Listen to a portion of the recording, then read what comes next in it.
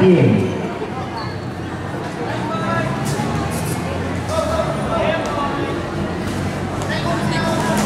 The second shot by number 15. Doon, ano mo doon? Parang ayun. It's good again.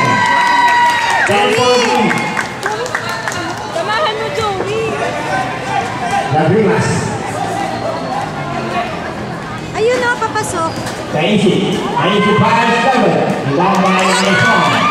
That's the player.